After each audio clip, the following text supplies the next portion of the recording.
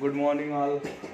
आज हम लोग बात करेंगे, जैसा कि हम लोग कल के लेक्चर में जहाँ से हम लोगों ने टॉपिक छोड़ा था वहीं से टॉपिक स्टार्ट करेंगे, लेकिन उससे पहले कुछ होमवर्क दिया गया था उसको पूछ लिया जाए। चलो खड़े हो जाओ। कल मैं क्या पूछा था, मतलब मैंने क्या बताया था? डेंसिटी के बारे में, मेटल्स की डेंसिटी के बारे में बात किया गया था। बताओ मेटल्स की डेंसिटी से क्या समझते हो? मेटल हैव हाई डेंसिटी और कुछ है? Sodium and potassium have low density, it float and water float on water. Floats on. मतलब मैं क्या बताया था, इसका हिंदी बता सकते हो? कोई हिंदी बता सकते हो? बोलो। सर वो पानी की तरह बहता है। पानी के तरह नहीं, पानी के ऊपर बहता है, पानी के ऊपर तैरता है। फ्लोट कहाँ बहना, उसमें कहाँ लिखा है बहना? लिखा है क्या लिखा है जरा पढ़ो। Float on water. It float on water, ये पानी के ऊपर तैरता है, ये बोला है। मतलब मोस्ट ऑफ द मेटल्स क्या होते हैं, उनकी डेंसिटी हाई होती है, अगर उनको पानी के ऊपर रखोगे तुरंत डूब जाएंगे, इसका मतलब ये हुआ। लेकिन पोटेशियम और कौन है, कौन से? सोडियम और पोटेशियम को अगर तुम वाटर के ऊपर रखोगे तो क्या होगा? वाटर के ऊपर रखोगे तो क्या होगा? तैरेगा। दूसरा बताओ, आगे बताओ और क्या बताए थे? मेटल है हाई टेंसाइल स्ट्रेंथ। इसका मतलब क्या हुआ? हिंदी में बताओ इसका मतलब क्या हुआ? मेटल है हाई टेंसाइल स्ट्रेंथ का मतलब क्या हुआ? मेटल है हाई टेंसाइल स्ट्रेंथ का मतलब क्या हुआ? मेटल के पास हाई टेंसाइल मतलब क्या हुआ उसका? हिंदी बताओ, हिंदी अर्थ बताओ। हिंदी अर्थ क्या होता है? बताया नहीं थे? इतनी बार बताया हूँ, घर पे नहीं पढ़ रहे हो? क्या होता है ये बताओ,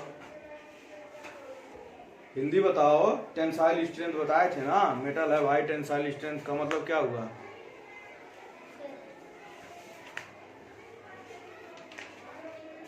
बताओ क्या बोला था मैं? अभी डंडे से पूछूंगा।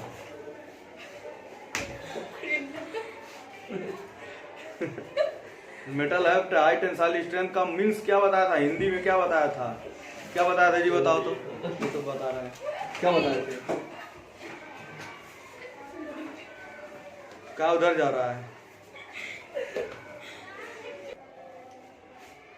अब आगे का क्लास देखो, यहाँ पे मैं properties of non metals. Non metals मतलब, नॉन मेटल का मतलब क्या होता है? अधातु। इसमें क्या है? Non metal are found in solid, liquid and gas, तीनों बताया था। सॉलिड में भी पाया जाता है। कौन कौन से नॉन मेटल सॉलिड में पाए जाते हैं बताओ? ग्रेफाइट डायमंड, हाँ, ग्रेफाइट, डायमंड और सल्फर, फास्फोरस एंड आयोडीन, ये होता है। और लिक्विड वाले में कौन था? ब्रोमीन, और गैस वाले में क्या था?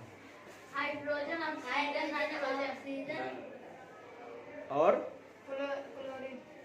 क्लोरीन था। अब इसमें देखो क्या है, सॉलिड नॉन मेटल। जो नॉन मेटल सॉलिड में पाए जाते हैं वो दो तरह से हो सकते हैं, या तो सॉफ्ट हो सकता है या तो ब्रिटल हो सकता है।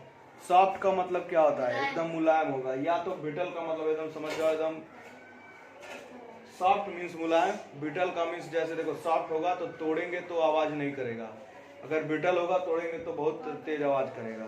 सॉफ्ट होगा तो उसको दबाएंगे दबेगा, लेकिन ब्रिटल होगा तो दबेगा नहीं। जैसे लकड़ी होता है, उसको ऐसे टेढ़ा करोगे तो टेढ़ा नहीं होगा, टूट जाएगा, क्रैक हो जाएगा, आवाज देगा।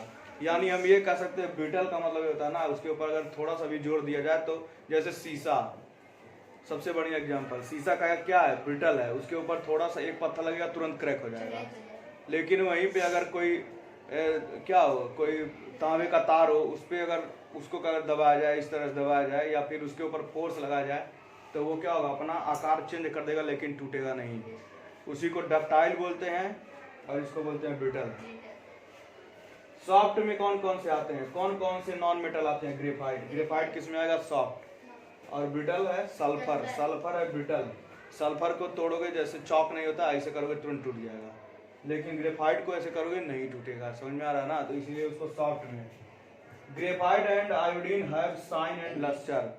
ग्रेफाइट, कल मैं लस्टर के बारे में बताया था, जैसे ही पेंट करते हो उसके ऊपर साइन, पहले से साइन ही रहता है, पेंट करने पर और ज्यादा साइन शाइनी सरफेस बन जाता है, उसी को लस्टर बोलते हैं। अब इसमें नॉन मेटल में कौन कौन से ऐसे हैं? नॉन मेटल में हर मेटल के पास साइन, नॉन मेटल जो है जितने भी नॉन मेटल है उनके पास साइन नहीं होता है, मतलब वो चमकते नहीं है, लेकिन उसमें दो लोग हैं ऐसे जो जिनके पास साइन होता है। साइन मीन्स चमकेंगे। कौन है? ग्रेफाइट और iodine have shine and lustre. इसके बाद देखो लो मेल्टिंग पॉइंट। तुम देखे थे मेटल्स के पास high melting point, high boiling point दोनों था, कल लिखवाया था ना। हाई मेल्टिंग पॉइंट है, हाई बॉइलिंग पॉइंट किसके बारे में? मेटल के प्रॉपर्टीज में। लेकिन नॉन मेटल के प्रॉपर्टी में लो होता है, लो एमपी लो बीपी, ठीक है। लो एमपी और लो बीपी, बॉइलिंग पॉइंट भी लो और मेल्टिंग पॉइंट भी लो।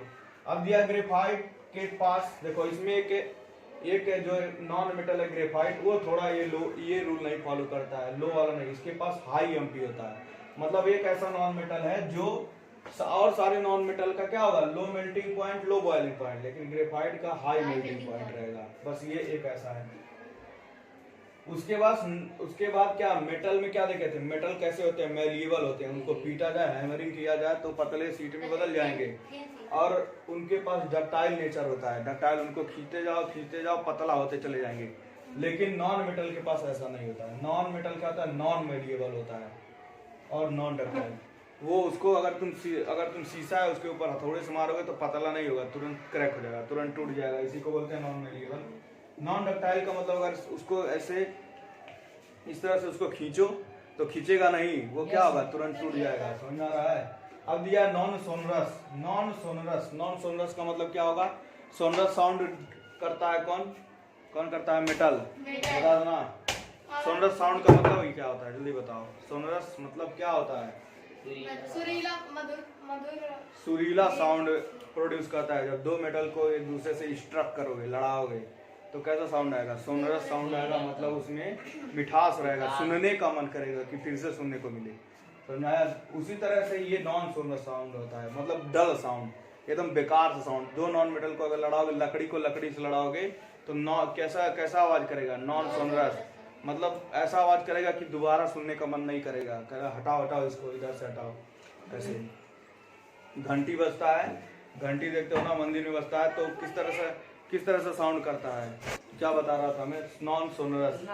तो नॉन सोनरस साउंड क्या करेगा? नॉन सोनरस का मतलब जो है डल साउंड, उसको डल मतलब बुरा आवाज करेगा, दोबारा सुनने का मन नहीं करेगा। जैसे मंदिर में घंटी लगती है तो घंटी का आवाज अच्छा लगता है, लेकिन वहीं पर अगर लकड़ी को रोड पे ऐसे लड़ाओ तो कैसा आवाज करेगा? बहुत बेकार टाइप का आवाज करता है, तो उसको नहीं सुनने का मन करता, उसी को नॉन सोनरस बोलते हैं। उसके बाद देखो, अभी तुमने पढ़ा है कि मेटल में क्या होता है? डेंसिटी मेटल की क्या होती है? हाई होती है। इसकी डेंसिटी क्या होती है? लो। लेकिन उसमें एक ऐसा नॉन मेटल है ग्रेफाइट, जिसकी डेंसिटी हाई होती है। यही एक नॉन मेटल है जिसकी डेंसिटी क्या होती है? जिसकी डेंसिटी क्या होती है? हाई होती है। तो इसमें क्या है? देखो, एक ग्रेफाइट है, एक ये ग्रेफाइट यहाँ भी डिस्टर्ब कर रहा है, यहाँ भी डिस्टर्ब कर रहा है। ग्रेफाइट की देखो, और सबका लो मेल्टिंग और लो बीपी, बट ग्रेफाइट का हाई एमपी हो गया। इसी तरह डेंसिटी लो होता है और सारे नॉन मेटल का, लेकिन ग्रेफाइट का डेंसिटी हाई होता है। इसी तरह से देखो, तो ये पूरा क्या है? नॉन मेटल के प्रॉपर्टीज हैं। तो इसमें नॉन मेटल में क्या हो जाएगा? नॉन मेटल 3 स्टेट में पाए जाते हैं, सॉलिड, लिक्विड, गैस, तीनों में। अब तुमको बताया था सॉलिड में कौन कौन था। सॉलिड वाला नॉन मेटल क्या था? ग्रेफाइट था, सल्फर था, डायमंड था, ये सब था। इसके बाद आयोडीन था। उसके बाद तुमने लिक्विड में देखा ब्रोमीन था, और गैस में हाइड्रोजन था, क्लोरीन गैस था। इस तरह से गैसियस थी। इसमें देख लो फिर से एक बार रिवाइज। अब जो सॉफ्ट वाला जो नॉन मेटल होगा वो ग्रेफाइट होगा, और बीटल वाला नॉन मेटल होगा वो क्या होगा? सल्फर। बीटल मीन्स ऐसा होता है कि जब उसके ऊपर अगर तुम कोई भी फोर्स लगाओगे तुरंत क्रैक हो जाएगा। सॉफ्ट का मतलब फोर्स लगाओगे क्रैक नहीं होगा, ठीक है। तो ये समझ गया। उसके बाद ग्रेफाइट एंड आयोडीन के पास शाइनी नेचर होता है, चमकते हैं। बाकी सारे नॉन मेटल कैसे होते हैं? नहीं चमकेंगे, उनके पास चमक नहीं होगा, लेकिन इसके पास चमक होता है। ये ग्रेफाइट, और देखो ग्रेफाइट हर जगह डिस्टर्ब कर रहा है। उसके बाद low melting point, low boiling point, मतलब उसके गलने का टेम्परेचर और उसके बॉयल होने का टेम्परेचर। उबलने का टेम्परेचर कम होता है किसका? नॉन मेटल का। लेकिन ग्रेफाइट एक ऐसा नॉन मेटल है जिसका जो है हाई होता है। उसके बाद नॉन मेटल क्या होते हैं? मैलिएबल होते हैं, नॉन मैलिएबल होते हैं। मतलब मेटल मैलिएबल थे, उनको हैमरिंग कर रहे थे तो पतले होते चले जा रहे थे, लेकिन ये नहीं होगा, इसलिए इसको बोलेंगे नॉन मैलिएबल। नॉन डक्टाइल का मतलब इनको अगर खींचा जाए, वायर में चेंज किया जाए तो नहीं होंगे, क्रैक हो जाएंगे। लेकिन वहां पर मेटल में क्या था, उसको वायर करते खींचते जाओ, पतले वायर में बदल जाएंगे। इसके बाद नॉन सोनरस साउंड ये करेगा। नॉन सोनरस डल साउंड, डल साउंड में बुरा साउंड। जब दो नॉन मेटल को लड़ाओगे एक दूसरे से तो क्या होगा, बुरा साउंड, मतलब भद्दा साउंड, सुनने का मन नहीं करेगा, उसी को बोलते हैं नॉन सोनरस। लो डेंसिटी का मतलब, डेंसिटी उसका लो है, समझ में आ रहा है ना। लकड़ी को अगर पानी में फेंक दोगे तो तैरेगा, डूबेगा नहीं है, ऐसे तैरेगा पानी के ऊपर। वहीं पर अगर लोहा फेंक दोगे तब डूब जाएगा, यानी उसकी डेंसिटी हाई है, इसलिए तो पानी के अंदर डूब जा रहा है। लेकिन ये और कागज हुआ, कागज एक नॉन मेटल, पानी के ऊपर फेंक दोगे तैरेगा, लकड़ी को फेंक दोगे तैरेगा। तो नॉन मेटल ज्यादा से मैक्सिमम नॉन मेटल ऐसे ही होते हैं, डेंसिटी लो होता है, यानी पानी के ऊपर फेंकने पर क्या होगा, तैरेगा पानी के ऊपर। लेकिन एक ऐसा नॉन मेटल है जिसकी डेंसिटी हाई होती है, वो कौन है, ग्रेफाइट है। तो नया, तो आज के क्लास में बस इतना ही, प्रॉपर्टीज ऑफ नॉन मेटल समझ गए। अब आगे जो है केमिकल प्रॉपर्टीज के बारे में अगले क्लास में देखा जाएगा।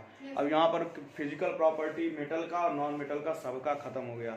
फिजिकल प्रॉपर्टी में मेटल के क्या पढ़े थे, स्टार्टिंग था कलर था, स्टेट था, उसके बाद क्या था, टेक्सचर, टेक्सचर के बाद क्या पढ़े हो, मेल्टिंग पॉइंट, बॉइलिंग पॉइंट, उसके बाद मेलिएबिलिटी एंड डक्टिलिटी, उसके बाद कंडक्टिविटी, उसके बाद साउंड, उसके बाद डेंसिटी, उसके बाद लास्ट में क्या पढ़े हो, टेंसाइल स्ट्रेंथ।